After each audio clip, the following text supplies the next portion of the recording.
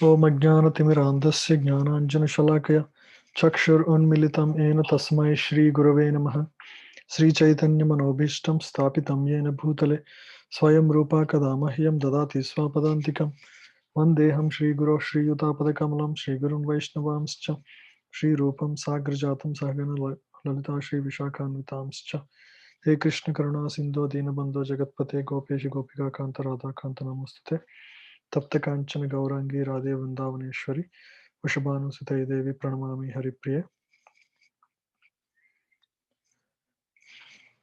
Mukam Karoti Vachalam Pangum Rangaite Girim Yatkrapatam Hamande Shri Gurum Dinatarinam.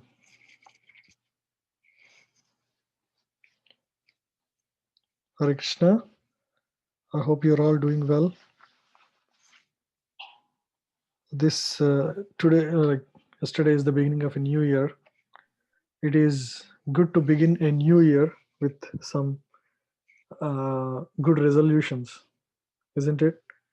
That way we can measure towards the end of the year, because 1 year is a good period.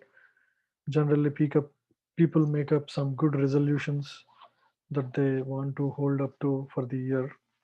The things that it could be a change of habit, or it could be a new practice, or something that they want to get rid of.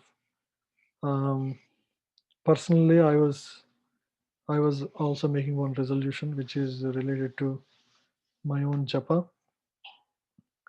Sometimes I do not prioritize to do japa, all the japa in the morning. So I'm trying to do that change my habit to do potentially everything in the morning itself, whatever I do. Uh, by the way, any of you want to share anything that you are, resolving to improve yourself for the year of 2021 in your own personal life? Anyone want to share any resolutions that you are? Hare Krishna Prabhuji, this is Aranya. I gave up coffee and tea, and it was very hard.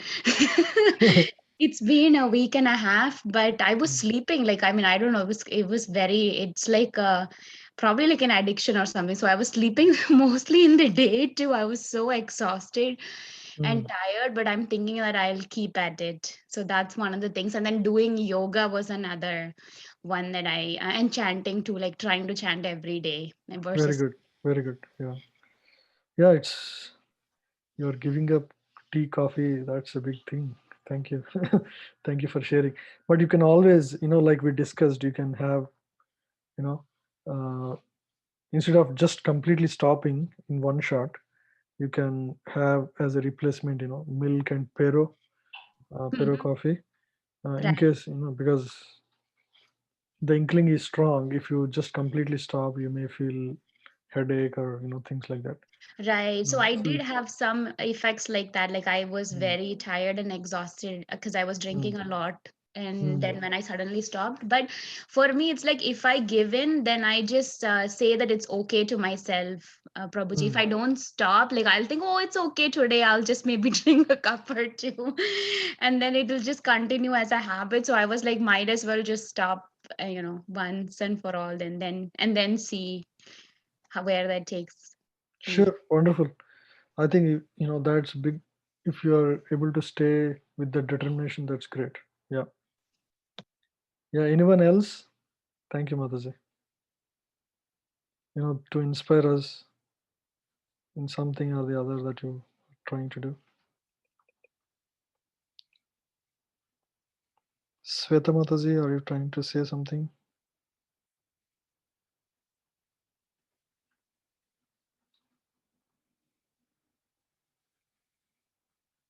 No resolutions? Or maybe you're not comfortable sharing right now?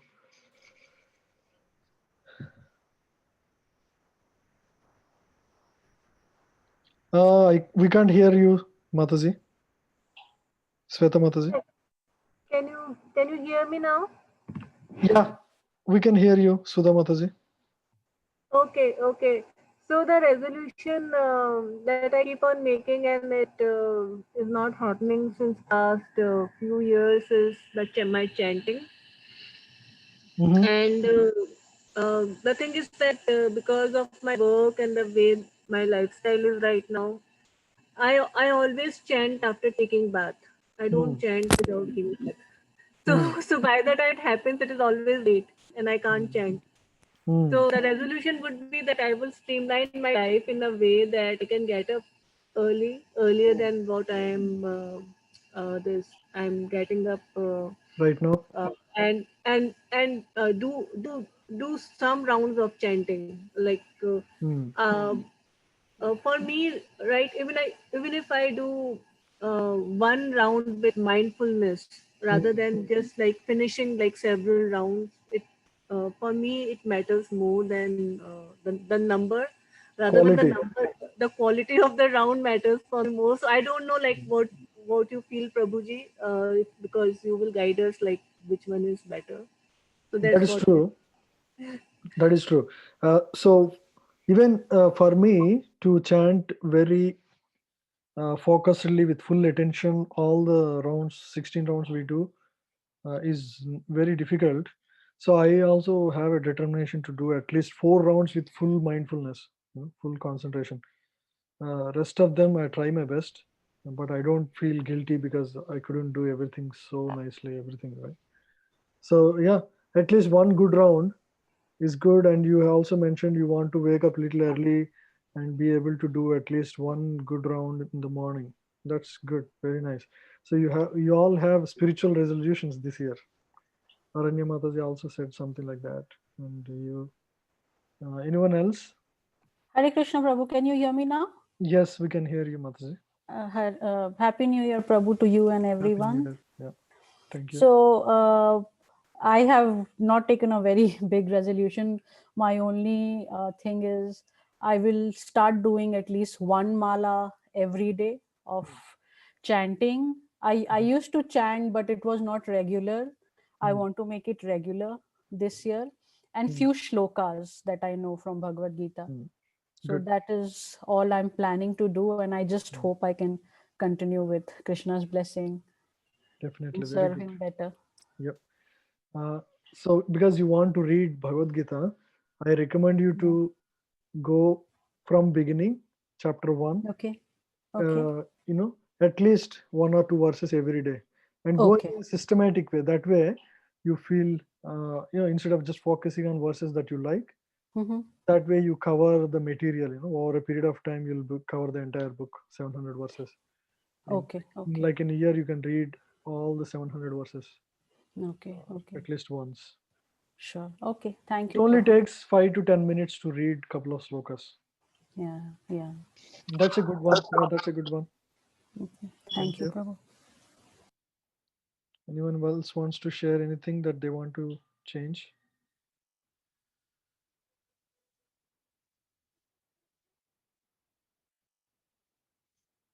Ashwin Prabhu, you have something to say?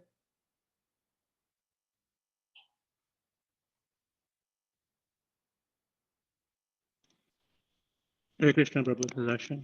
Yes, Can Prabhu, you we hear can me? hear you. Yeah, I'm sorry to And no, pick you. no resolutions for me, Prabhu. Just continue. I've started chanting like a month ago Okay, since we started the class, but plan to continue in doing that. good. That is also good resolution. I will continue this entire year, one or 2 rounds, whatever your. What's the number of rounds you're? Right now, I'm just doing one for like 8 minutes. I don't have the mala, but I just set the timer for 8 minutes. Sure.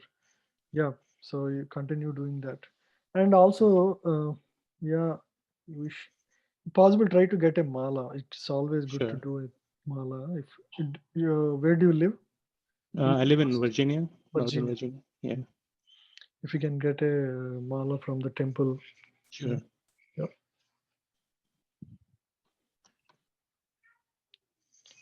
Parnik, Parnik Prabhu,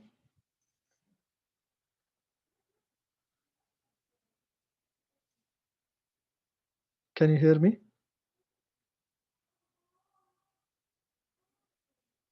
Oh,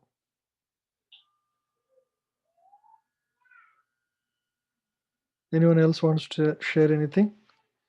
Otherwise, we'll start the class. Prabhuji, I just wanted to thank everyone and Shweta Mataji also for all the tips that were provided in the last session. I actually bought that book, The Magic Weight Loss Pill, and I'm halfway reading it.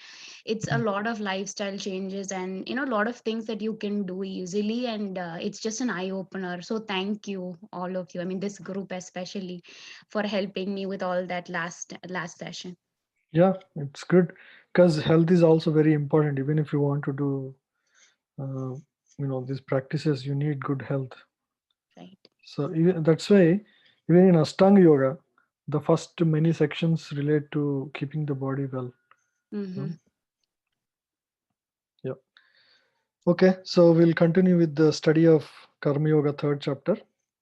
So Karma Yoga literally is a practice of how yoga is connectivity to God, and through performance of duties, how you can connect with God. Basically, we perform work without attachment. That is the primary principle, and the details are given in this chapter. Um, so the first section 1 to 10, which we already covered, we covered up to 16. So first section discusses how Karma Yoga is better than Jnana Yoga. Jnana Yoga is focused on basically developing detachment from this material world through Jnana, to developing wisdom about the temporariness of this world. We try to detach oneself from this world. Jnana Yoga is very impractical in this current days. So Krishna actually recommends Karma Yoga, means you perform your work, and through the performance you purify yourself, and that way you elevate yourself. And then next section, if you cannot perform Karma Yoga, means you cannot be detached from the fruits of the action, practice Karma Kanda. Why? Because Karma Kanda is also prescribed in Vedas. Through performance of prescribed duties in the Vedas, one elevates his consciousness because his faith in Vedas will develop. By developing faith in Vedas, slowly he will advance and develop detachment and then come to the stage of Karma Yoga. Now we are in the third section. What's the verse I said?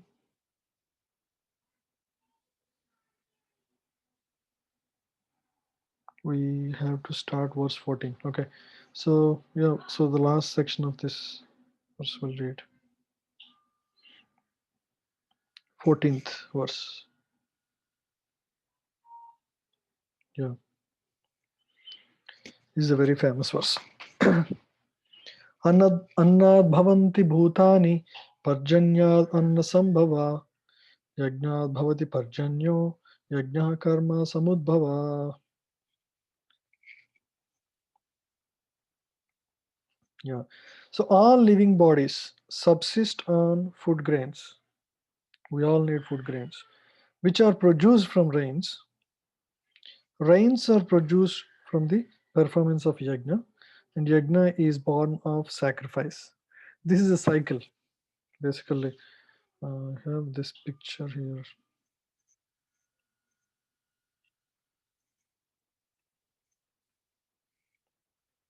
Yeah. So bhutani means jivas. The jivas depend on anna. We all need food to live in this world. Anna bhavanti bhutani. Parjanyad anna sambhavad. Parjanyad means rains. Rains for for anna, what is required? Rains are required. For food to grow, we need parjanya. Parjanya means rains. Parjanyad anna sambhavad. Parjanyad, from rains come anna. Sambhavad, production of grains happens from rains. Yajnat bhavati parjanyo. How does rain come? Rain comes from the performance of yajna. Yajna means sacrifice. Sacrifice literally means performance of duties. It's not only this fire sacrifice that we all know about as yajna. Yajna, in principle, is basically performance of uh, one's prescribed duties. Yeah, yeah. So that's why it's mentioned. Yajna karma samudbhava. How is yajna born? Yajna is born out of prescribed duties. Yajna is born of prescribed duties. Samudbhava, born of. So that's the cycle. So let's see here. So jivas depend on anna, and anna comes from rains, parjanya, and parjanya comes from performance of yajna or one's prescribed duties, and we'll understand how it is, right? And what is yajna? It is born of karma, right? One's performance of prescribed duties constitutes yajna. And where are these karmas defined? Where, how one should lead in this world? That is given in the Vedas. Vedas give the knowledge of how one should act in this world. Right? One is the literal duty, but what is the right consciousness with which one performs his work? That is given in the Vedas. So, so jivas again depend on Veda. Jivas have to pursue Vedas and understand how to perform duties, and the duties would lead to performance of yajna, which leads to rains, and rains lead to grains. Grains would be subsisted by the um, jivas. Yeah. So, like last week, we discussed how rains come in this world, right? No, there is mechanistic explanation. Mechanistic explanation means looking at the mechanism, how rains come. There is, water in the water bodies like rivers. The water is evaporated by the heat of the sun, and when this evaporation forms cloud, and when the cloud gets condensed, rain would fall in a specific place. This is the mechanism. It's a cycle, right?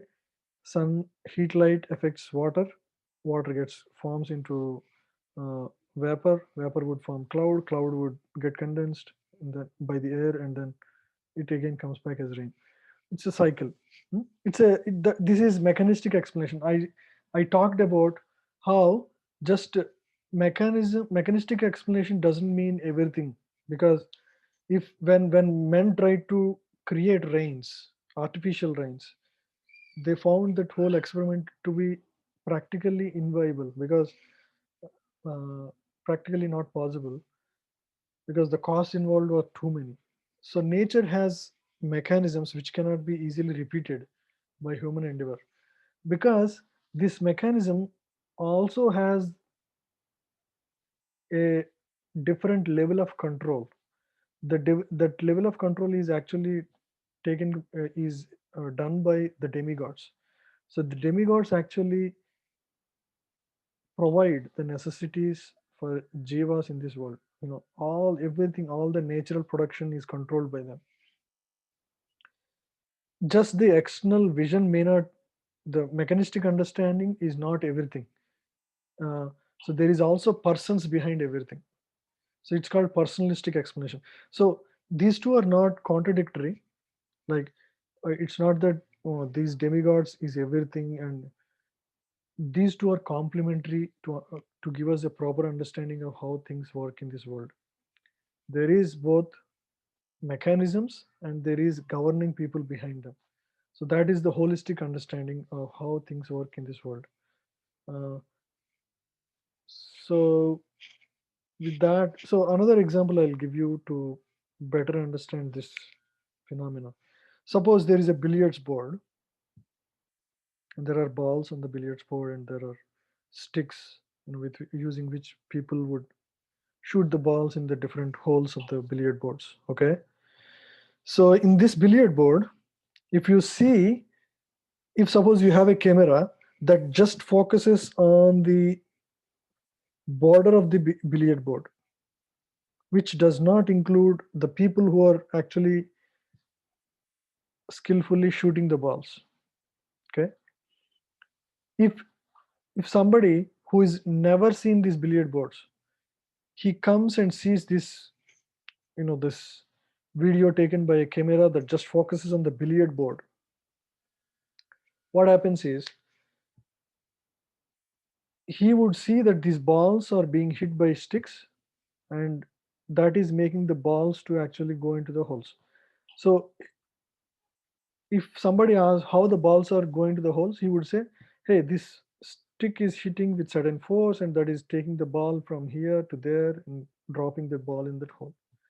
That is a complete explanation mechanistically, but that does not include the explanation that there are persons behind it who are with some skills and desires to actually shoot out the balls in different directions and make it fall into the holes, right?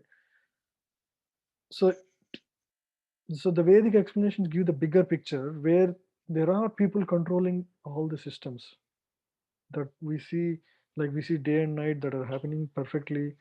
There are so many mechanisms that are happening that we don't know how.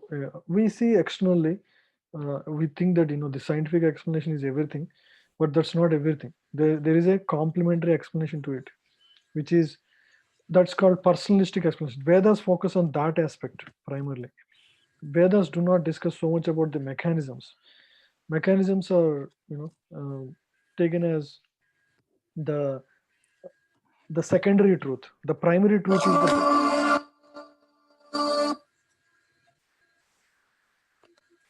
let me mute everyone. Yeah. So that is the secondary truth. Primary truth is that the persons. So what's causing the balls to go into the different holes in the billiard boards? It's the persons with certain plans. They are making the balls actually go into different holes. While mechanistically you can explain just by taking the sticks and balls, that's not everything. So science tries to see only the mechanism part, not the persons behind part. You see how things are uh, how we can understand all these things work in a is that clear to everyone? Anyone has any questions on that? Now this cycle is very important. If we don't perform proper yajnas, the rains may need not come in the appropriate time, and that would cause drought. And so this cycle has to be followed. huh? Just like you pay government certain things, and government pays you, gives you roads, and you pay taxes, you get roads and water and every other facilities, right? So there should be like a uh, um, reciprocation. That's how most systems work in a cyclic fashion in this existence.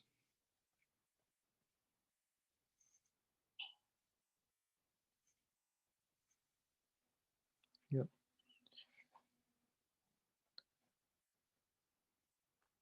कर्म ब्रह्मोद्भवं विद्धि ब्रह्माक्षरा समुद्भवं तस्मात् सर्वगतं ब्रह्म नित्यं यज्ञे प्रतिष्ठिताम्.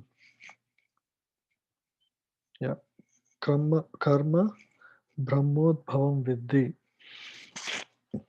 Karma means, yeah, regulated activities are prescribed in the Vedas, like we discussed in the above verse also. And the Vedas are directly manifested from the Supreme Personality of Godhead. Where do the Vedas come? They do not come by human creation. It's not created by another human being like you, like any of us. Vedas are not word of human. They are having divine origin. That's why they are uh, they are beyond correction. That's why we say sometimes if somebody is trying to assert, we'll say, oh, is that from Vedas that you are saying like that? Consequently, the all-pervading transcendence is eternally situated in the acts of sacrifice. Yeah, all-pervading transcendence means absolute truth. Is present in the sacrifice. So what does this mean? So we all want to access God, but the access to God is not possible unless one performs sacrifice, right? So and Vedas, where are the Vedas coming? Where are the sacrifices coming from? They are all prescribed in the Vedas. So Vedas give us the sacrifices. They describe the sacrifices, how to please God. Basically, these sacrifices are mentioned. And when one performs sacrifice, then they can actually access God, right? Because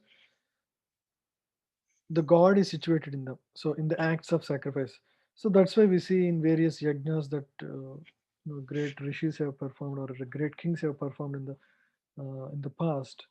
We at the end of the sacrifice we see the appearance of uh, the divine. These sacrifices are prescribed for a different age. They are not going to be as effective as in the Kali Yuga, but in the previous ages, in Satya Yuga, Treta Yuga, Dwapar Yuga, especially even Dwapar Yuga, where the sacrifices are not recommended in the previous years, where Krishna was there. Even then, it was not the recommended process. But the previous 2 ages, those are times when you know sacrifices are very effective and brahmanas are very potent, powerful brahmanas. They would with mantras start the fire. Very powerful people used to live at that time. When a sacrifice is performed, Lord Vishnu would appear at the end, if he is pleased, if the sacrifice is done properly. I'm talking about the sacrifice that specifically described in you know like Aswamedha Yajna, these sacrifices. But sacrifice, as I mentioned, is a principle. Anything that is done selflessly is a sacrifice, and even uh, you know prescribed duties, like all of us take care of family by working outside, that can also be sacrificed if we use the fruits partly in the service of God, and with the right intent we work. Okay, so that also can become a sacrifice. um, so in those acts of sacrifice one can actually perceive absolute truth or God. Yagnartha karma, or the necessity of work for the satisfaction of Krishna only, is more expressly stated in this verse. We have to work for the satisfaction of Yajna Purusha or Vishnu, then we must find out the direction of work in Brahman or the transcendental Vedas. Yeah. Vedas are therefore codes of working directions. So these Vedas would give us the instructions on how to perform work. Anything performed without the direction of Vedas is called vikarma, or unauthorized or sinful work. Therefore, one should always take the direction from the Vedas to be saved from the reaction of work. That's why any work you perform, you begin with the statement Krishna Arpanam, or that this work be a this may this work be done as a sacrifice to God or Vishnu or Krishna. That way, you offer you know the results of the work to God.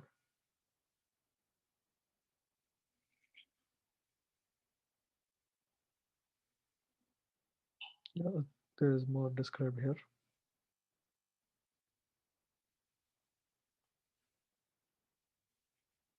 Let's read this. But the Vedic directions are so made that one can satisfy one's perverted desires, then return to Godhead, having finished his so-called enjoyment in this world. It is a chance for the conditioned souls to attain liberation,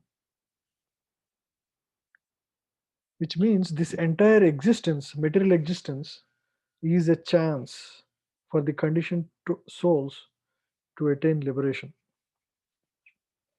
Right? So, therefore, the conditioned souls must try to follow the process of yajna by becoming Krishna conscious. Even those who haven't followed the Vedic injunctions may adopt the principles of Krishna consciousness, and that will take place by the performance of Vedic yajnas or karmas. Any questions on any of this?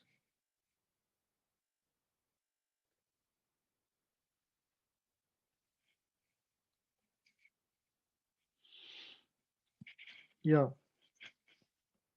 So one may wonder, I'm taking care of my family, and is that all enough? Do I need to do anything more?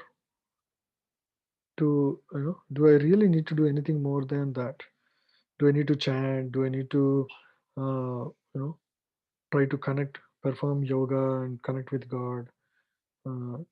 Sometimes people have these questions. Do we need to do anything more besides just taking care of basic, basically the family and you know, things like that? So, but if you look at this verse, it says the absolute truth is situated in the acts of sacrifice.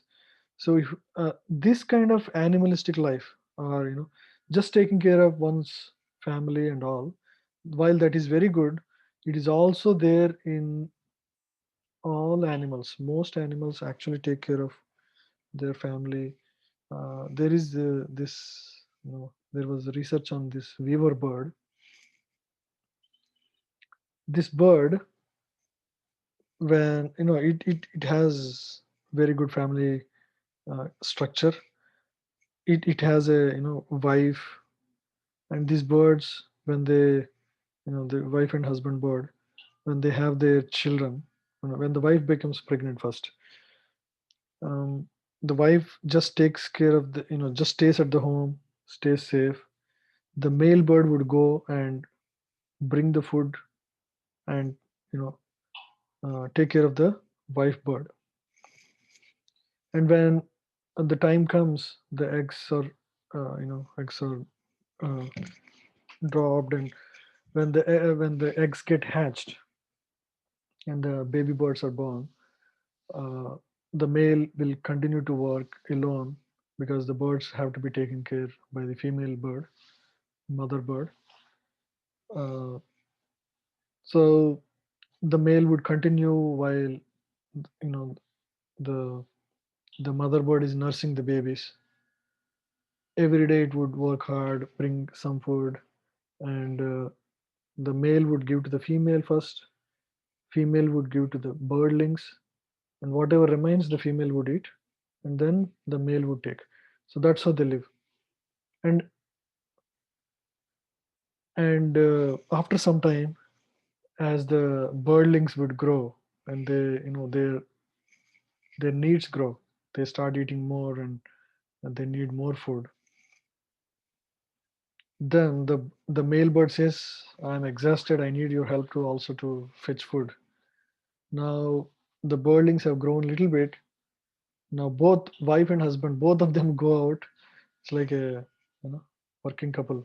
Uh, both of them go and they fetch food, and they both nurture the babies, right? So in this way, even in the animal world, we see uh, there is a very good care within the family circumstances within these birds. Uh, so this is not anything special. If we are just taking care of our family and not worried about who am I, what is the purpose of life, why am I here, why there are sufferings in this world, these are things that only human can inquire and find an answer to. If we don't use our this god-given extra facility, the human potential that is beyond the animals, then we are no better than animals, isn't it? This is whatever most people in this world, they don't really think beyond their own family needs. They think this is it. I mean, if I'm able to provide a good family, uh, you know good education, take care of family needs, buy a home, buy a car, I'm good. While that is good, that's not enough, because that's not what human capacity is limited to. Humans have extraordinary ability to inquire, to question the purpose of life. And if we don't use that, then we are no better than animals. That's what the scriptures say. Mm. Uh, so So we need to inquire about why there are these real problems and actually solve those real problems. What are the real problems? Anybody remembers what are the real problems of life? Birth, death, and rebirth. Yep. Disease and old age. Yes, both of you together covered everything. Birth, old age, disease, and death. Yeah. Janma, Mrichu, Jara, Vyadi. So these are the real problems. Yeah? We are paid in this world for solving problems, isn't it? You go to Microsoft, Amazon, you solve some problems, and so you get paid. Those are temporary problems too, that will help us, get some salary monthly. But the real problems are these four problems, and these are common to everyone. No one can avoid it. No one really wants it, any of these, but everyone is forced to. So when we solve these real problems, that's when we prove that we are really humans. We are not, uh, you know. Otherwise, we are like, suppose there is a very very rich man, but he is a very conjuice man. He doesn't use his riches. So he eats like a beggar. He doesn't provide education to his family. He has so much riches, but he doesn't use any of that to take care of his family. What is the value of his riches? Right? There is no value. Similarly, humans have this ability to question, which we don't see in animals. Why I exist? Who am I? What is my relation with God? Does God really exist? Why am I suffering in this world? Why I don't want suffering, but why I'm going through it? So why am I getting disease? So these are questions that only human can answer and solve it also. So we need to use our human God-given facility, potential, to actually to solve real problems of life. Otherwise, we are like that conjuice man who is rich, who has the ability but he doesn't use. No better than that. Huh? So there are two words in Sanskrit, Kripana and Brahmana. Kripana means one who is conjuice or little-minded or mean-minded. Means he narrow-minded.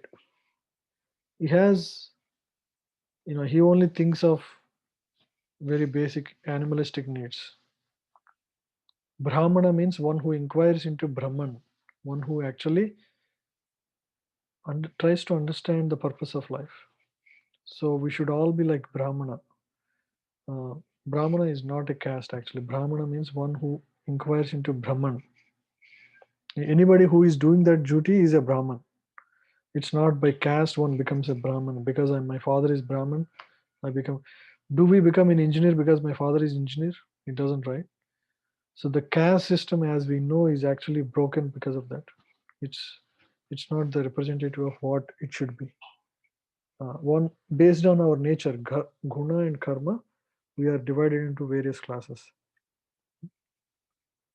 One who inquires into absolute truth and tries to solve real problems of life, that class of men are called Brahmins.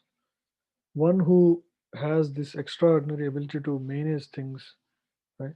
To control and uh, manage the supply chains, that's a Kshatriya. One who actually makes business transactions to, you know, that kind of nature is, Vaishya. And then one who, so the first three categories are independent. The fourth category is dependent on others. Shudra means one who depends on others and serves others. All the other three categories. That's his nature. I mean, he's happy to do that. So that's called Shudra. So these are the four levels. And in Kali Yuga, it's mentioned that everybody is a Shudra actually. So everybody, by nature, they depend on others completely.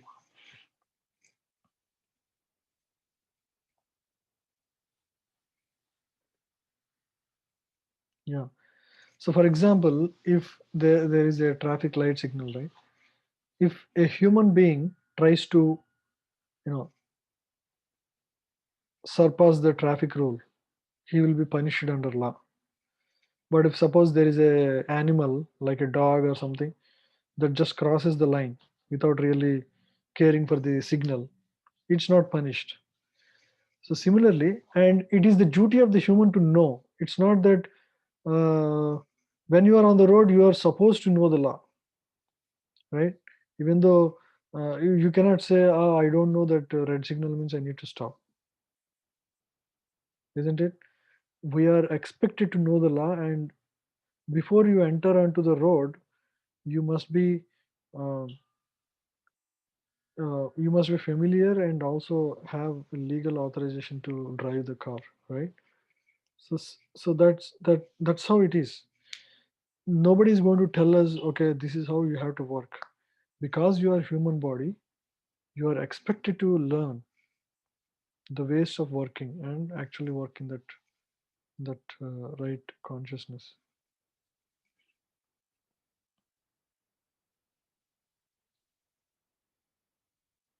Any questions on this so far? Is everything clear?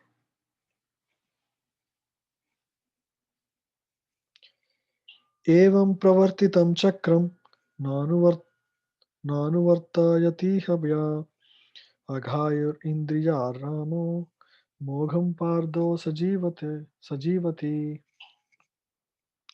My dear Arjuna, one who does not follow in human life the cycle of sacrifice, thus established by the Vedas, certainly leads a life full of sin. Krishna is openly declaring if one does not follow the cycle of sacrifice, he leads a life of sin. Living only for the satisfaction of the senses, such a person lives in vain. You know, Aghayur Indriya Ramo.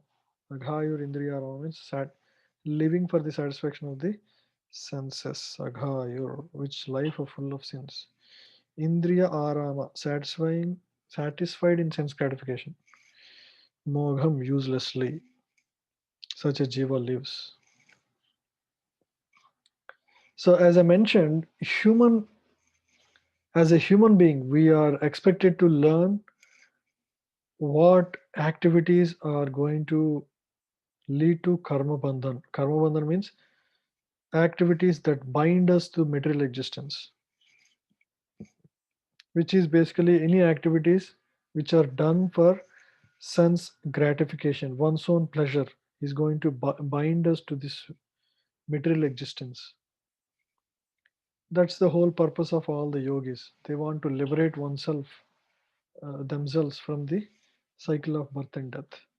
So this cycle won't be broken until one actually follows the prescribed method of, you know, the right consciousness of doing work in this world, performing work in this world. So if we don't do it, it actually such a person lives in vain, which means he literally is as good as animal, and he's going to come back to this world for sure, 100%. If somebody does not follow the right, he doesn't have the right consciousness, he's going to work. What is the way he would work? He would work everything driven by his own desires, for his own sense gratification, isn't it? When you do like that, that will bind you to various, you will have develop different attachments. I want to do it like this, I want to become an actor, whatever. You have, so many desires all through your life, and you have uh, no concept of God, and or the idea of working selflessly in the for the satisfaction of God. Naturally, all the activities would bind you, and you would develop different desires which are not fulfilled. To fulfill those desires, you will come back in the next life, because as long as you have independent desires to enjoy in this world, you will have to be given a birth, right? After this body is done, you have new desires fulfill, in your mind, which needs to be fulfilled. So God, as a, you know it's just like a adamant child who doesn't listen to his father, right? God as a facilitator, or like a father who would, because the child is not listening. He had a blade in his hand. For example, a child has a blade in hand. He wants to cut his finger. Father would say, no, it's not good, but child anyway wants, right? So that's how it is. Just by not knowing and following scriptures is as good as that. Like an adamant child, people keep coming into this world again and again because they don't know how to perform work. They have the human intelligence, but they never used it for understanding the purpose of life. So they are why they didn't do it, because their desires never match. Where everybody would get some opportunity like all of you got, but you have picked up to understand what is there in Gita, but most people don't.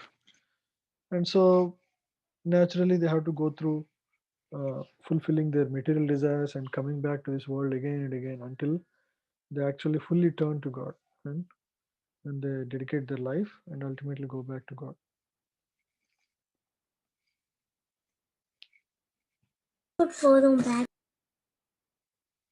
Yeah, someone saying something. Can you unmute? Can you unmute if you have question? Anyone?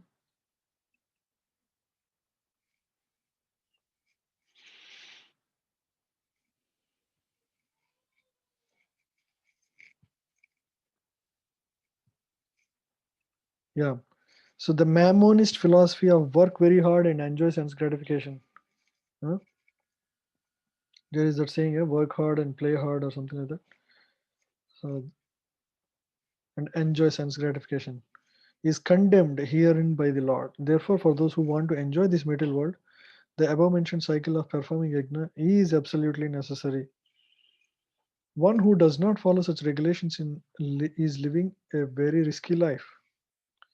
So there is sin. What is sin? Let's understand sin. The word sin is new.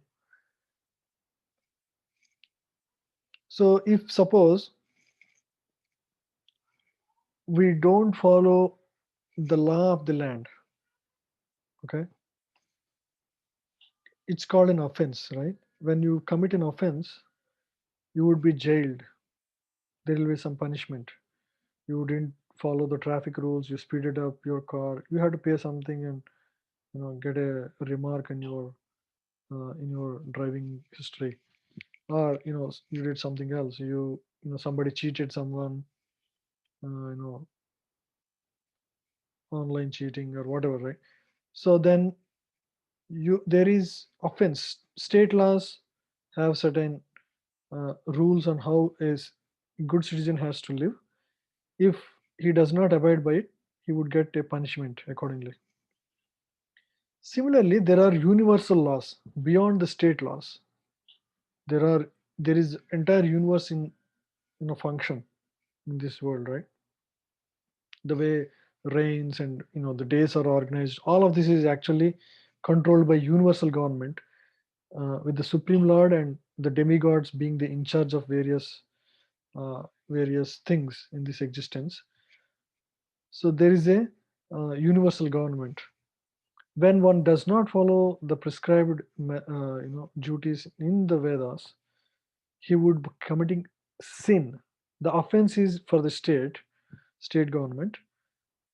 Sin is for the universal government. And the reaction you may not see immediately. It will be in the form of a new birth. In a different life, you would have different reactions. So the balance of how karma works in your life, all of that is determined by this universal government, right? When you come back to this world again, what kind of happiness and misery you would receive, what kind of parents you receive, what kind of happiness you have in this life as a package we get. So that's all determined by the universal government. So the non-performance of sacrifice in your duties, whatever you do, right, that leads to sin, which is basically a binding activity to this world, things that bind to this material existence, and this is at the universal government level.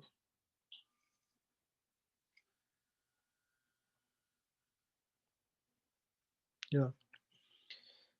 One who does not follow such regulations in living is living a risky life, but being condemned more and more by nature's law. Just like there is state law, there is nature's law.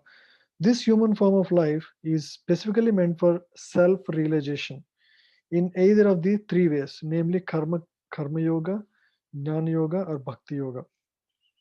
There is no necessity of rigidly following the performance of the prescribed yagnas for the transcendentalists who are above vice and virtue. But those who are engaged in sense gratification require purification by the above mentioned cycle of yagna sacrifices. There are different kinds of activities. Those who are not Krishna conscious are certainly engaged in sensory consciousness.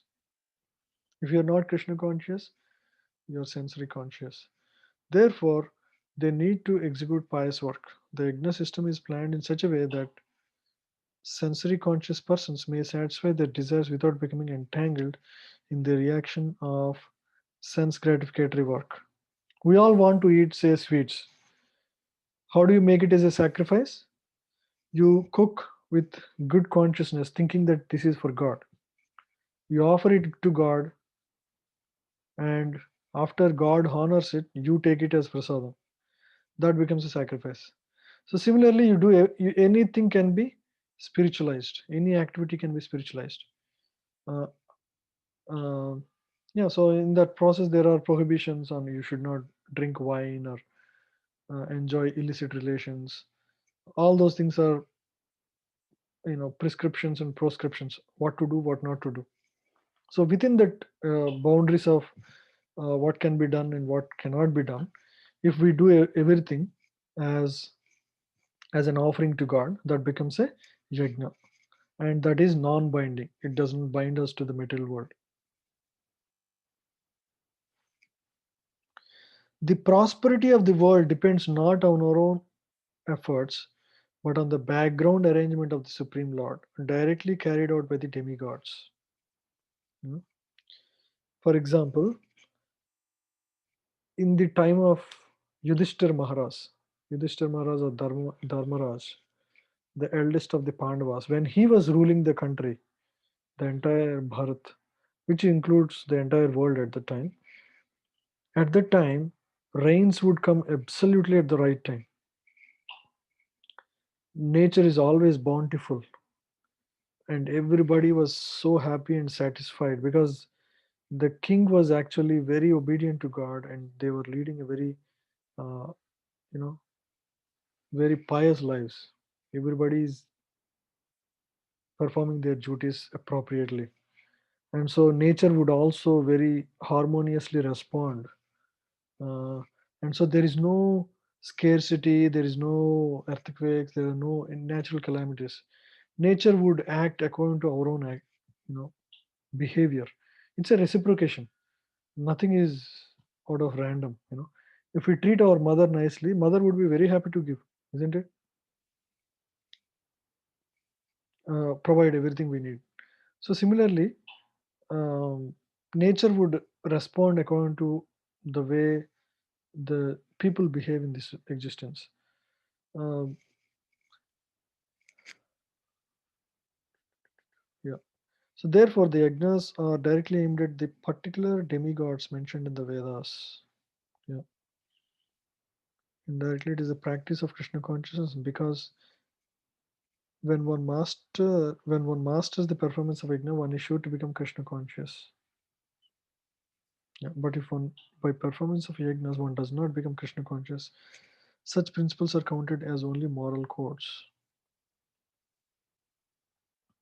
Yeah. Basically, one should not just work on his own sense gratification. He should always work uh, for the satisfaction of the Yajna Purush, Vishnu or Krishna.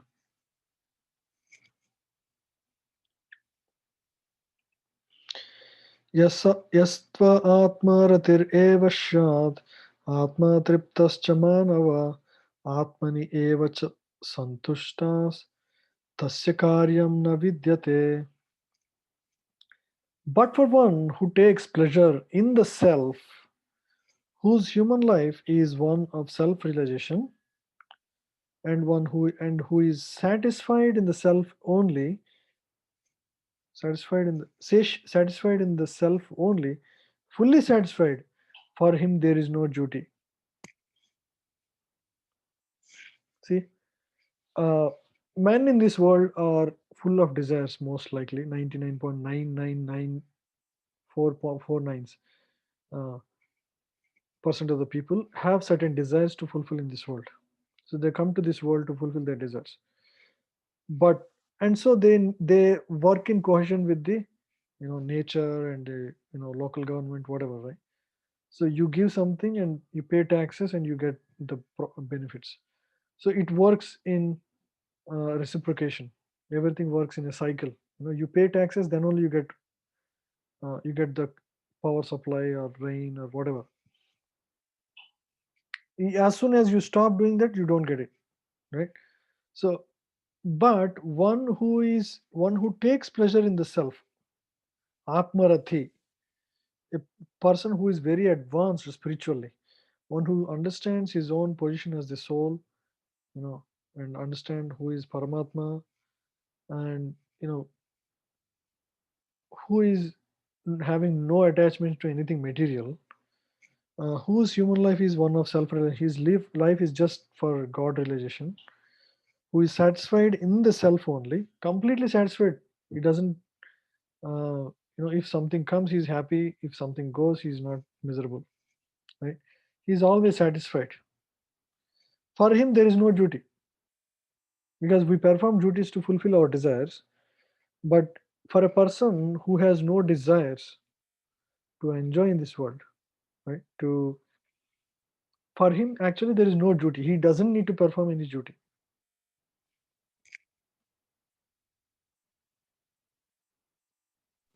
So, Prabhuji, in that verse, is he talking about Jnana Yoga then, as against Karma Yoga?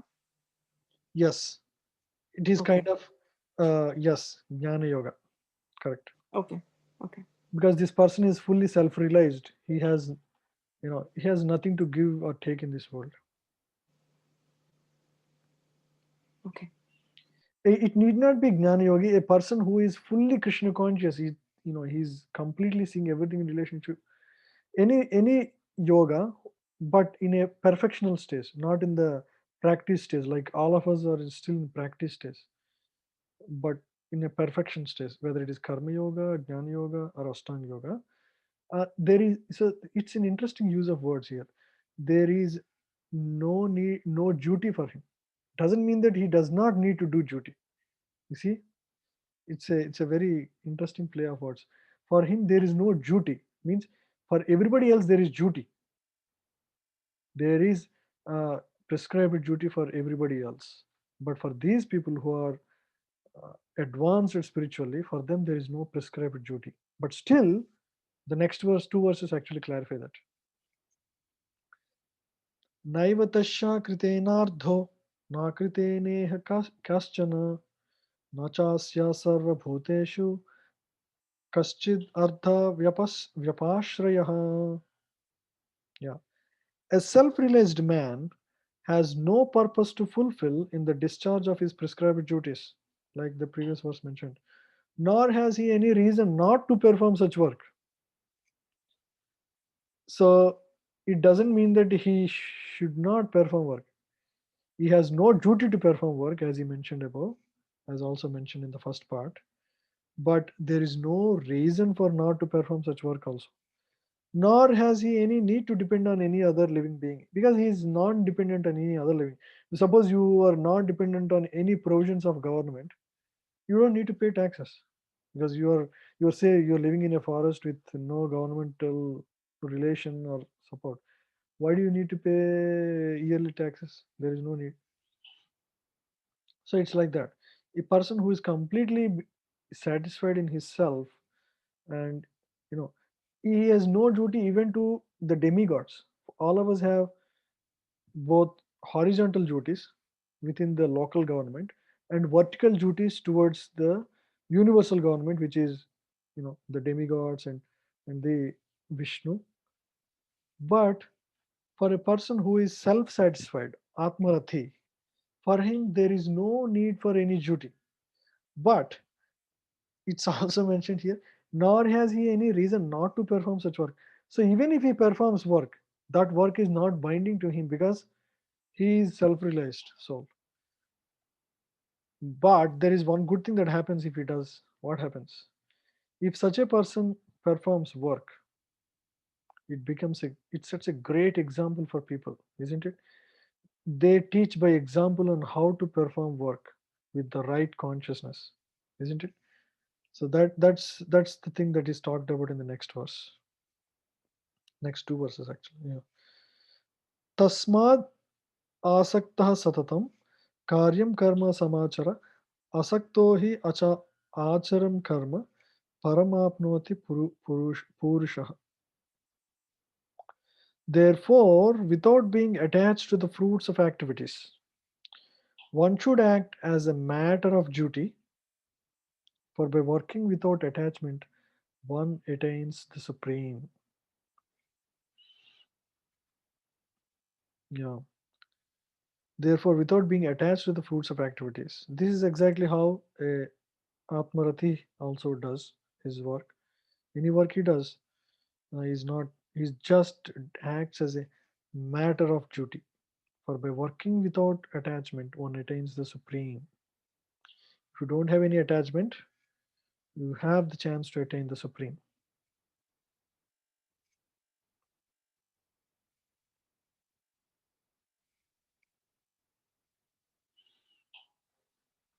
The supreme is the personality of Godhead for the devotees and liberation for the impersonalist. A person, therefore, so this is actually Jnani. For devotee, he tries to realize Bhagavan, and a Jnani tries to, just his goal is to attain just the liberation part. Devotee's goal is beyond liberation. He's not just satisfied with being freed from the influence of the modes, which is liberation. He also actually wants to satisfy the Lord, satisfy Vishnu. A person, therefore, acting for Krishna or Krishna consciousness under proper guidance without attachment to the result of the work is actually certainly making progress towards the supreme goal of life. Arjuna is told that he should fight in the battle of Kurukshetra for the interest of Krishna because Krishna wanted him to fight. Because Dharma Samsthapanardhaya Sambhavami Yuga Yuga. Krishna comes to establish Dharma, and as part of that, if Arjuna becomes the instrument, Arjuna would achieve success in his life. So Arjuna was told to fight in the battle of Kurukshetra for the interest of Krishna because Krishna wanted him to fight. To be a good man or non-violent man is a personal attachment. Some people say, "I want to be good. I think that is good enough." You know? Even that is a kind of attachment. That's kind of your own interest, personal interest. But to act on behalf of Supreme is to act without attachment for the result. This is the real way of non-attached work. Some people say, "Oh, I'm a good man. I'm taking care of family. I'm good. I don't harm anyone. I'm always good. I'm charitable." Is that good enough? No, actually, it's not. It's not going to lead to liberation because you are doing out of your own desire to say, that's your kind of personal gratification that you want to be charitable. You want to be known as a charitable person or a good person, and so you are doing those activities. Even that is kind of a personal. It's going to give you good results, and you may end up in a Swargaloka and live for 10,000 years. But that's not what you want. You are actually capable of going to Vaikuntha where you can live for infinitum, infinite lifetime. There is no end.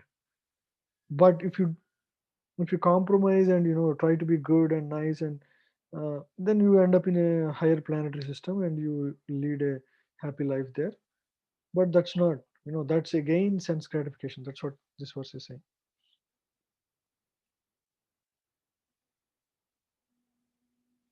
Yeah. Yeah. So Vedic rituals like prescribed sacrifices are performed for purification of the impious activities that were performed in the field of sense gratification. right? Most of the Vedic rituals like Putra Kameshti Yajna or Satyanarayana Vrata, or so many sacrifices are mentioned. There are Durga Puja, this and that, so many pujas were they're all meant for giving you some kind of sense gratification. People do them for it's like a business transaction. Oh God, I give you this, you give me this, right? That's going to help you purify a little bit, but still doesn't really take you too far. But action in Krishna consciousness, you can always replace this word with God. Okay, so action in God consciousness is transcendental to the reactions of good or evil work. If you are God conscious in the performance of your work, it is transcendental to reaction, means there won't be any reaction. It is akarma. A Krishna conscious person has no attachment for the result but acts on behalf of Krishna alone. He acts. Krishna means everything. This everything. Krishna is not just like a human like us. Krishna is God, and which means it includes everything. Right? That's what Vedas say. Uh, so he engages in all kinds of activities, but is completely non-attached.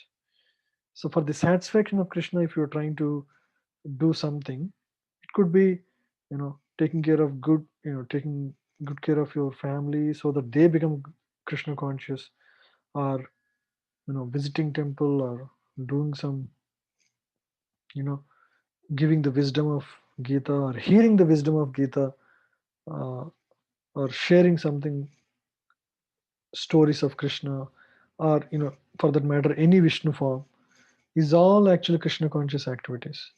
So and they don't result in any. So all the time is actually the time you are spending in the state of in the liberated state. The moment, so the time that you are spending to chant, at that time, because you are trying to connect with Vishnu, Krishna, that is it's in that momentary, you are not actually on the material platform. You are completely on the spiritual platform. So one can engage in all kinds of activities but is still completely non-attached. For example, we celebrate Ananda Mela. If you are here, we celebrate so many festivals, but we do everything for the satisfaction of God, right? Krishna at the center. We try to share, various things with people, like we, cook prasadam, share with them, or we organize some kind of dances or music, kirtans. All of those are classes, sessions, but everything is what it's there is no personal there is no personal attachment in that. It's all done for the pleasure of God. So when we do like that, it's non-binding, right? It's all it's not non-attachment.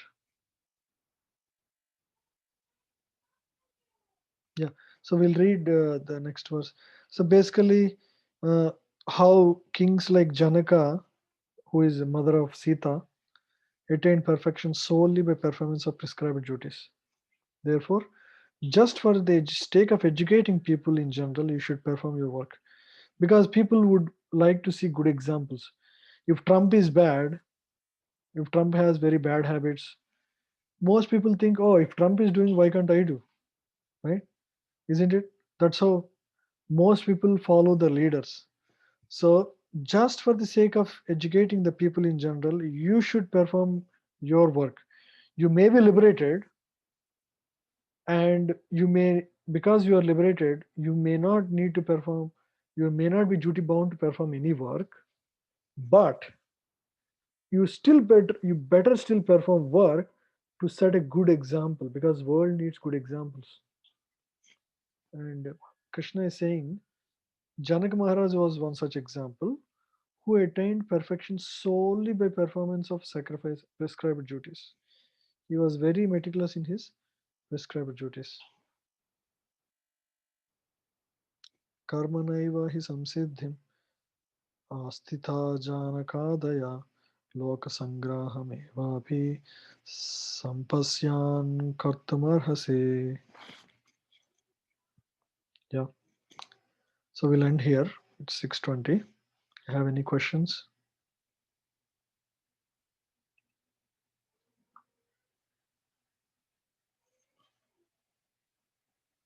Hare Krishna. Anyone joined newly? Hare Krishna. Vidya Mataji, are you? Is it your? Yeah, hi Prabhuji. Yeah, this is Vidya. I just joined first time for the class today. Hare Krishna. Welcome to the class, Mataji. We are Thank you. right now in the third chapter, Mm-hmm. and we covered previous chapters already, and they're all recorded. I can Okay. actually. I think in our group description, those pointers are there, and there are also summary classes, chapter summary, first chapter summary, second chapter summary, third chapter summary. In just like 3 hours, you will learn a good overview of all the three chapters. You can have a look at that, and if you have Sure. any questions or anything, you can just I only sent the message invitation today, so you can just reply to my message in the. You are part of the WhatsApp group, right? Yes, I'm in the WhatsApp group. Yeah. Okay, good. So just you can always reply to me, or you can I can clarify anything if you have questions. Yeah, sure. Thank you. Yeah. Anyone else has any questions or anything? Anyone else is new? Rinku Mataji, is that? I'm sorry if you are joining from before. I'm noting down for the first time, so I'm just calling out. Hello Yeah, Hare Krishna. हाँ हरे कृष्ण प्रभु नहीं मैं पहले भी थी Okay, अभी okay. थी Yeah. अभी हाँ हॉलीडे सीजन के टाइम पे हाँ Sure, Mas. Thank you for joining. Yeah. Prabhuji, Yes. this is Sudha. Yes, Mataji. My daughter also listens to the your like your lectures and wisdom. So she has something to ask today. Sure, yeah. Ask. Prabhuji will answer your question because sometimes I don't have answers, so I tell her that you should ask Prabhuji. Sure, definitely. What's her name, Mataji? Once again, sorry, you told before. Her name is Mahi. Mahi, yeah, Mahi. Mahi, please ask your question. So my question is that when Christian, so there was this king. He wanted to remain neutral, but he said she said that during the Mahabharata war, so Kurukshetra war, so he said that so Krishna asked him what are you going to be doing during the war then, because he didn't like the brothers who were fighting against brothers, so he didn't like that. So he asked Krishna asked him, "What are you going to be doing during the war then?" So he said that who's going to make the food for all those warriors. So then what happened was that then he was confused how much food he should make because he didn't want to waste any food. So how many warriors he didn't know how many warriors will die each and every day in the war. So what Krishna did was that every single day he ate some peanuts, and those how many peanuts he ate. Those are how many peanuts. So how many warriors will die in the war. So Hmm. I heard that Krishna ate a lot of peanuts. So why did he want to make so many warriors die? Why did he make so many warriors die? Is that the question? Yeah, her query was that there was a side story in Mahabharata that I was reading about the king of Udupi. He did not participate in the war because he did not like the brothers fighting with each other, but he wanted to help in some way. King of Udupi. I read it somewhere. I Mm-hmm. don't know whether it is related to real Mahabharata or not. So Krishna had a way like how many the peanuts, like how many peanuts he ate would be the number of warriors that would die the next day, so he can plan his food accordingly. King he did not want to waste any food, so he knew how to prepare food for how many people. So her question is that when Krishna knew that so Mm. many people are going to die, Mm-hmm. Why couldn't he have prevented those deaths? Okay. So So I did. by the way, this story I never heard actually. It's interesting to know about this. Um, one of the verse in Bhagavad Gita says, Krishna comes to this world to reestablish dharma, right? So as part of that, he has to do certain procedures. For example, if you have a crop, right? You have a crop, inevitably there will be some weeds, right? There will be some weeds. Just to protect the good crop, you need to weed out the weeds. That's part of the process. So he says, Pavitranaya sadhuna vinashaya cha dushkritam dharma samsthapanardhaya sambhavami yuga yuga. I come in every millennium uh, for these purposes. One is dharma samsthapana, no, pavitranaya sadhanam, to protect the pious and innocent. Dharma samsthapana, what is it first line? Pavitranaya sadhuna vinashaya cha dushkritam. Just like protecting the good crop and then eliminating the weeds. Vinashaya cha dushkritam means, weeding out the unwanted population. Dharma samstapana there, to re-establish dharma in this world. Sambhavami yuga yuga. I keep coming to this world again and again in each yuga. So that's how it works. For example, suppose somebody has some problem in the finger, right? And because of that infection, the entire body is getting infected. The right thing is to cut off the finger.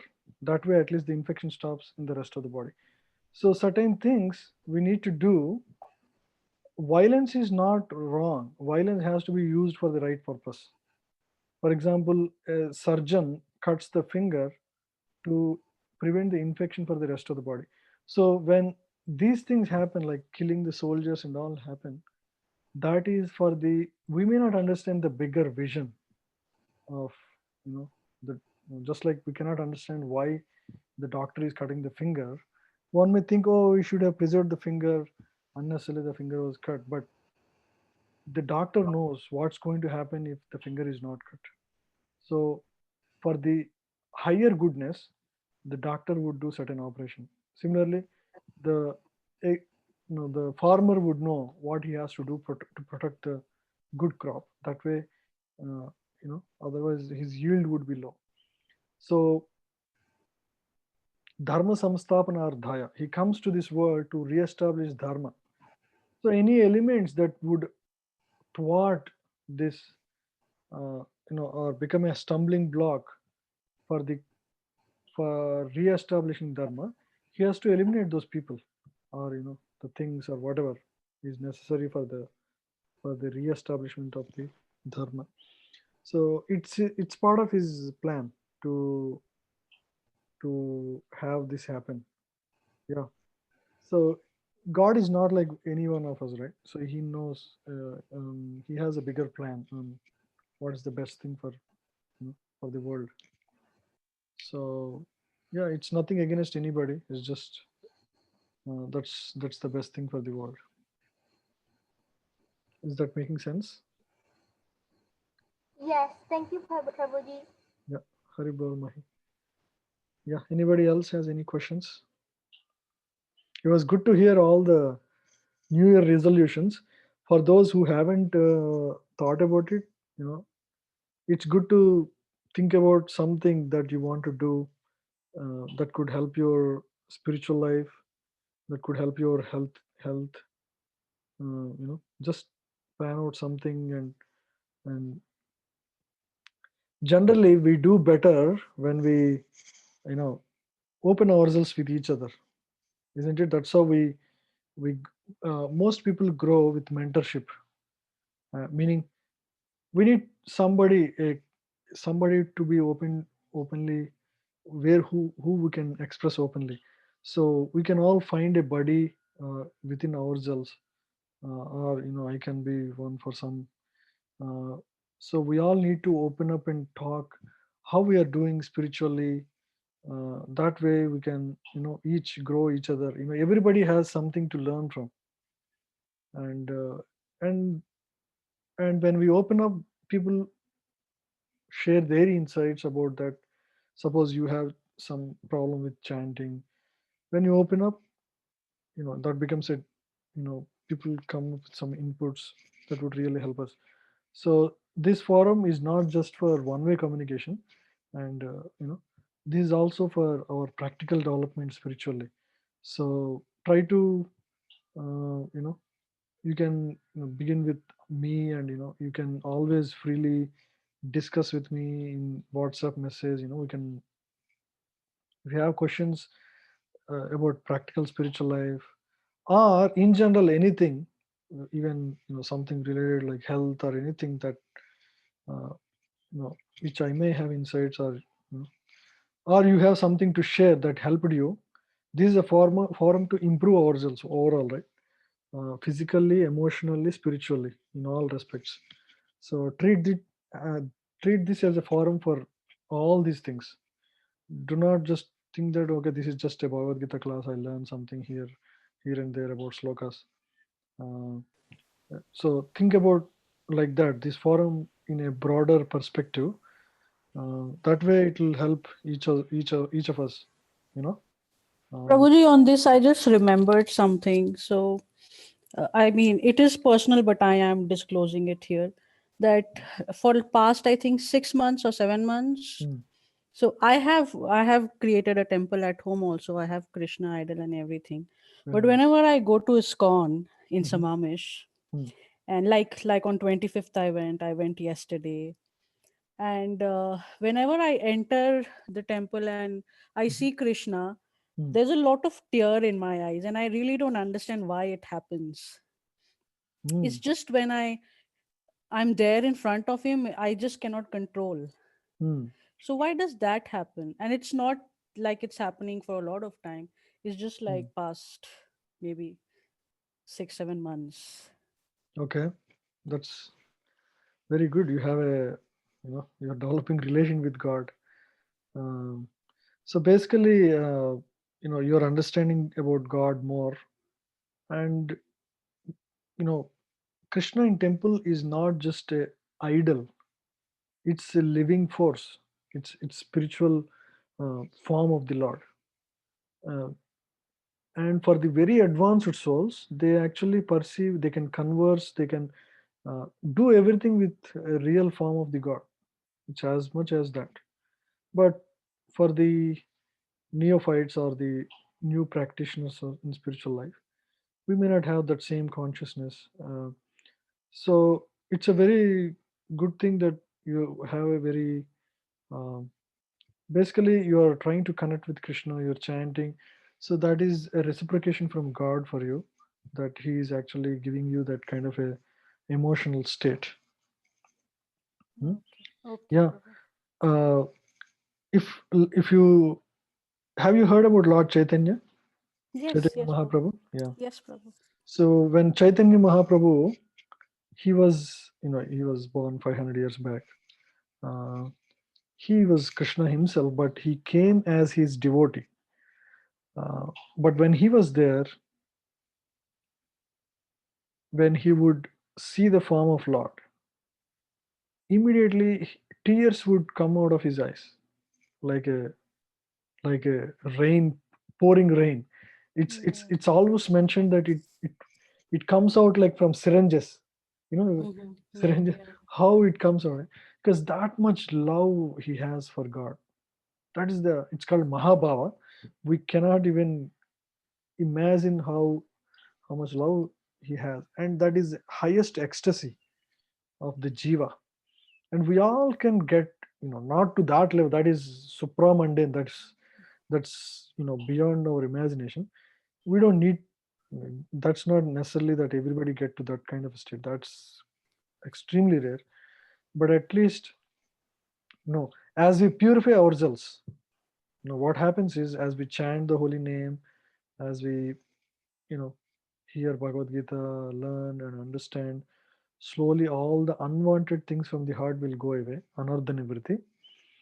and then slowly the relation with Krishna gets strengthened, and at one point it comes to a state when you even chant the name Krishna. Mhm. Jiva Goswami says, I wanted to, he says, I don't know what is there in this word Krishna, but when I chant that word Krishna, I feel like Krishna is dancing on my tongue, and I want millions of years to hear that word Krishna. So this is at a very highly advanced stage. So just the name Krishna itself would become such a transcendental experience. Just by chanting the Krishna name, you would experience immense ecstasy. That is a bhakti is a very prerogative process. Right now we don't have any love for God, and so I mean, not. I mean, no, I'm not. I'm specifically telling about me. Some of you may have. Uh, so because of that, we do various things because it is given by Guru Parampara. Gurus say you should chant the name of God every day, Hare Krishna Mahamantra. So we do out of duty, out of obedience to Guru. We follow all the rules, regulations, and do the chanting. But there is a stage, so this bhakti progresses in various levels. The first stage is called hmm, uh, uh, bhajana kriya. No, Mhm. sadhu sangha. First is sadhu sangha means you all come to know about Krishna through various devotees. You learned, you were interested. Okay, let me hear what is there. That's how most of us start. Huh? After that comes the stage of bhajana kriya. Bhajana, sadhu sangha, bhajana kriya. You perform, okay, I have some faith. So in all these stages, the main factor that is changing is the faith factor. Okay. Now I'm going to take you stage by stage how each of us go through. First is some little faith, and so you met some sadhus or people who are practicing spirituality. You learned about Gita, Krishna, chanting. You started. Then you practice bhajana kriya, means you chant the name every day at least few times. Then what happens is anardha nivriti, unwanted things in the heart will go away. Ardha means a thing of value. Anardha means a thing of no value. But we think it has a lot of value. What are those? Lust, greed, anger, envy, false prestige. These are the enemies in the heart. All of us carry for lifetime after lifetime, millions of lifetimes. And the whole process of liberation is to get rid of this. Whether you follow Jnana Yoga, Karma Yoga, or Bhakti Yoga, it doesn't matter. So all these processes prescribe different methods ultimately to clean these unwanted things in the heart. So anardha nivriti happens. And it's a gradual, slow process. It can take years, decades, almost towards the end of lifetime. Sometimes people realize, but it happens. It's the longest leg in this process. Anardha nivriti happens, and then Nishta stage comes. Nishta means his unwanted things are completely gone from the heart, and he develops some taste for. Now he has some fixedness. He's unwavered. His faith is fixed in God. He's getting some experiences. He's getting emotions. Uh, Now nobody can shake him, and nothing in this world would disturb. That is Nishta stage. Okay, he's fixed up. Nishta. He's a Nishta. He become Nishta, fixed up. And then this is a stage of purification. So he's purified naturally. He's now I tell you that's why you're chanting, but uh, from Nishta and above, nobody needs to tell you. It's like something that you love. Every day you wake up with enthusiasm to chant. Every day is a fresh day for you, uh, you know, to remember God. So that is Nishta, and then you develop a Ruchi. Ruchi means now you have real taste for the holy name, right? uh, it's like a sweet, more than sweet. I mean, sweet is material, but just for an example, Yes. the favorite sweet that you have, you would look forward every time you chant. You are becoming so ecstatic. That is ruchi, and then higher than that is asakti. Means, not. It's like complete happiness in that state of chanting and hearing. Or uh, God is the most loved object in your life, asakti. And then bhava. Bhava means this asakti has increased manyfold, very high stage of devotion. Bhava, and then finally prema. Prema means the highest stage, means where you are, uh, and at this stage, there are so many things manifest in your life. The words you speak are so powerful. Nobody, you know, they just hear, they will find solutions. Through all the from Nishta stage itself, a person becomes very advanced, and naturally he would have such clarity in life. He has such clarity in purpose.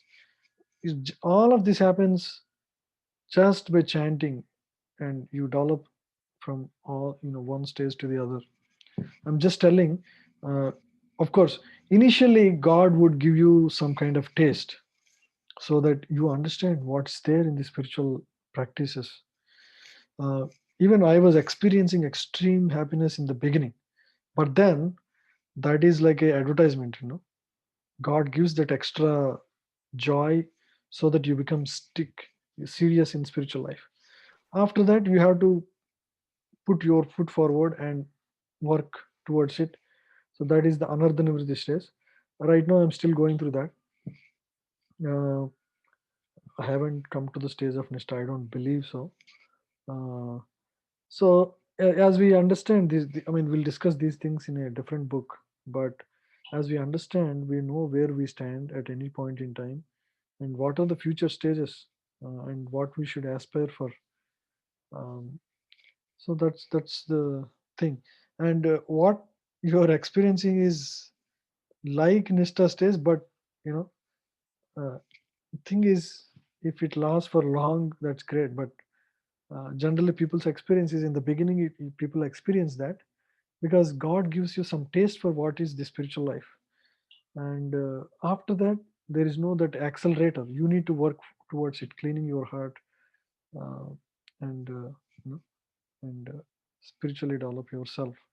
And when you are on your own legs, just like parents would take care of kids in the beginning, and then after that they have to work hard and take care of themselves, and then once they settle well, they will be happy, right? Yes, Prabhu. Yep, it's like that. Okay. Thank you, Prabhu. Yeah. Hare Krishna. Anybody wants to share anything? Prabhuji, I have a question. So, I mean, I've never thought about work, like working as a prescribed duty, like everything else, like taking care of family or, cooking food or doing service to God. All that I used to think that those are Only all work is separate. work. For some reason, I always think this is just a means to an end. Like, I just need this is just for me to work so that I can have money to provide for the family. That's kind of how I'm thinking. I don't want to get attached to my work or emotional or think that take it personally. So I constantly think that, oh, this is just work. If there's, like if it's not one place, it'll be somewhere else. And I always think this is just for me to like just do my job and that's it. Like I just get paid for it and that's it. Right. So it was never, I mean, like the way reason is because I don't want to get attached to it and emotionally like be distraught because of things that happen at work. And I feel like I can get to that point. But that is one that I have never thought of as a prescribed duty, and I never thought that you have to do that also as a service to Yeah, Krishna. yeah. I mean, so there are a few points that you mentioned are correct in terms of consciousness. You should not become attached. Don't be disturbed by the attitudes of people there. Mm-hmm. But we treat work as this is something that as an arrangement for my living that God has provided. That's how we see. Mm-hmm. And in that sense, as long as you're working, you are giving your best footing forward, right? Meaning Right. you're not slacking or using the time to do your personal things, or you give your best time. As long as you do that, Mhm. you are being dutiful and you're doing your best. That's all. And you don't need to really uh, do extra hours because it's Mhm. duty. Those are all not necessary. Or being attached Right. to certain promotion or certain people. Those are all unnecessary, which anyway I think you are doing. Just that think that this is also an arrangement of God for me. Mhm. That's enough. Yeah. Got it. And then Prabhuji, to the point that you mentioned about this taste, right? Like once you get that taste and then you lose then you can't find that taste, right? Like no matter what you do, once you have an experience like that, like you said, like hand of God, right? And you have a taste, you see that in your life, and then no matter how much chanting you do, or seva you do, or all that, you still cannot get that taste back, No, right? you uh, no. Initially, it's only glimpses. Like for me, I remember, in the beginning, it used to happen a few times a year, and Mm-hmm. gradually it increases as we develop spiritually. Right. That is an experience in a very high state of good consciousness, Got but it. that has to take its own time to develop, based on our purification. I keep thinking, So it Prabhuji, cannot that be mechanically attained. right. It has to be Maybe I'm attained. falling down is kind of what I feel. Like Yeah, maybe. there will be ups and downs. We'll be making mistakes, and going down and up and up. Mm-hmm. Spiritual life is not a smooth journey, just like it's like anything else. We go up, go down. Sometimes our consciousness is not good. We Mm-hmm. do things, we become angry or we become lusty or greedy. All these things would attack us, keep on attacking, because this is happening for millions of lifetimes. How can you change in one day? It's not. If suppose you want to lose weight, you can follow certain things for a period of time and you lose. But this is you're trying to treat your subtle body, your mind and intelligence. Treating your physical things is relatively easy. You can become thinner by certain years, but dealing with mind and purifying mind will take its own effort and time. So it's not going to be quick and short. Makes sense. Thank you. Hare Krishna. Yeah. Hare Krishna. We'll end the class here if nothing else.